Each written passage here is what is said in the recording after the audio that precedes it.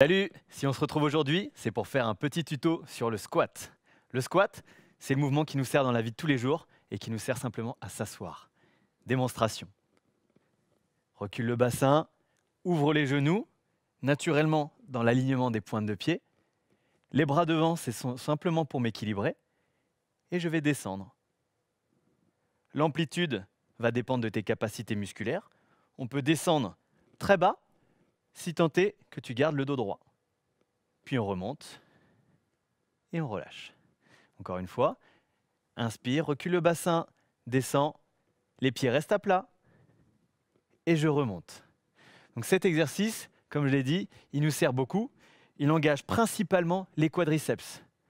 Bien sûr, on a les fessiers qui participent au mouvement. On inspire, on rentre le ventre pour rester gainé et on a les lombaires puisqu'on nous demande de rester droit sur cet exercice.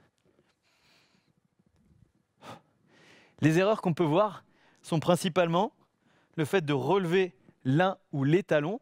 Lorsqu'on descend, on voit souvent des squats comme ça. Le problème, ça se passe ici, au niveau du tendon d'Achille. Un tendon d'Achille trop raide peut vous empêcher d'avancer votre genou suffisamment pour pouvoir descendre comme ceci. Quelqu'un qui va être raide va automatiquement partir sur l'arrière et donc il compense en montant sur les pointes de pied.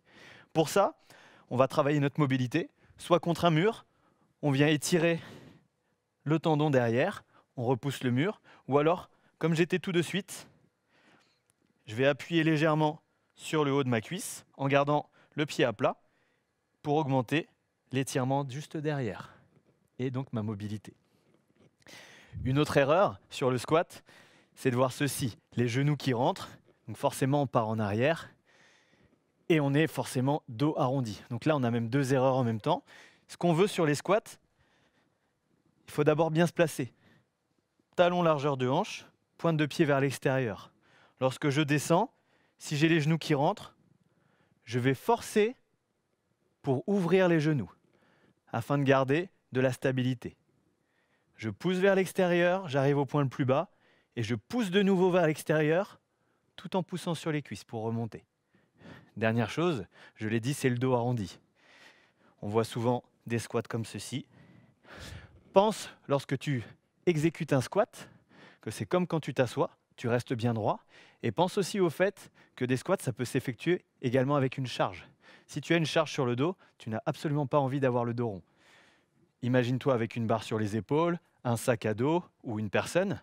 Il faut garder le dos droit. Tu restes gainé. Donc tu engages les lombaires et les abdos. Dos droit. Si tu sens que tu arrondis, hop, alors ne descends pas plus bas. Redresse-toi et remonte. Les bras peuvent aider aussi à cela. Dans les variations des squats, donc là c'était le squat classique, on va avoir le squat jump. Une variation un peu plus difficile. Je vais accélérer sur la phase ascendante et décoller les pieds du sol. Donc là, c'est pour travailler l'explosivité. C'est un petit peu plus difficile parce que ça nécessite beaucoup plus d'énergie. Une autre variation, le squat en rebond. Je vais descendre sur l'amplitude la plus basse et je vais remonter qu'à la moitié pour garder de la tension. Et j'enchaîne les petits rebonds. Là, on est plutôt sur un travail de résistance. C'est intéressant aussi à travailler comme cela. Autre variation, les sumo squats. Donc là, les pieds sont beaucoup plus écartés, un petit peu comme un sumo. Je recule le bassin et j'ouvre. Pour les sumo squats, il faut déjà être un tout petit peu plus mobile, un peu plus souple. L'intérêt de les travailler, c'est qu'on va recruter en plus les adducteurs.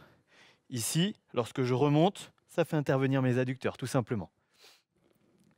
Une autre variation. Ça, c'est simplement pour engager d'autres muscles en même temps que l'on squatte.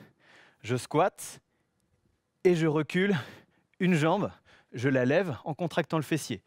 Squat, élévation, jambe à l'arrière. Donc là, on va simplement travailler le fessier en plus. Autre variation, la dernière, squat, monte le genou en croisant. Donc là, on va engager le psoas et les abdos un peu plus. Ce sont des variations assez sympas qu'on peut retrouver dans plein de programmes. Le squat, pour finir, c'est un mouvement qui est utile dans la vie de tous les jours. Les jambes, ce sont nos muscles principaux. On marche, on court, on monte les escaliers, on s'assoit. C'est hyper important de les bosser et surtout de toutes les manières possibles et même en squat complet.